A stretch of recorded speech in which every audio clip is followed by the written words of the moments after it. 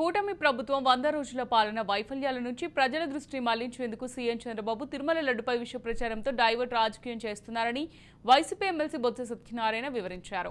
దేవుడి మీద రాజకీయం చేయడం చంద్రబాబుకే చెల్లిందని మండిపడ్డారు. ఇప్పటిదాకా పూర్తి స్థాయిలో కూటమి ప్రభుత్వం బడ్జెట్ ఎందుకు ప్రవేశపెట్టలేదని ప్రశ్నించారు.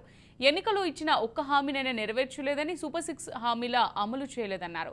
ఎంతమంది తల్లికి వందనం ఇచ్చారని, ఎంతమందికి రైతులకు అన్నదాన సుఖీభవ ఇచ్చారని, మీరు హామీలు అమలు చేయలేక ప్రజల దృష్టి మార్చేందుకు తిరుమల లడ్డుపై వివాదం రేపారని బొత్స విమర్శించారు.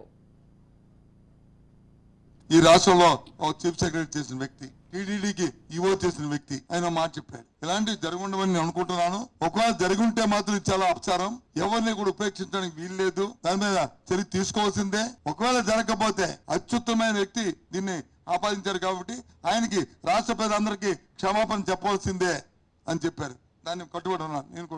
నేను కూడా డిమాండ్ చేస్తాను. తీసుకుని చర్య XYZ ఎవరైనా తప్పు జరిగితే నిరూపించుకుంటే, లేనప్పుడు సాక్షాత్తు ఎవరైతే రాజకీయాలకు దేవుణ్ణి ఉపయోగించుకున్నారో, ఈ రాష్ట్ర ప్రజల మనోభావాలకి వాళ్ళు రాజకీయాలు చేద్దామనుకున్నారో వాళ్ళు ప్రజలకు క్షమాపణ చెప్పాల్సిందే. దయచేసి కూటమిలో ఉన్న ఒక పార్టీ మీ మతాలు నా దేవుళ్ళు అని దాన్ని ప్రధానంగా చెప్పుకుంటున్న పార్టీ దయచేసి దృష్టి పెట్టండి. మీరు కూడా రాజకీయ పరంగా ఆలోచన చేయకండి.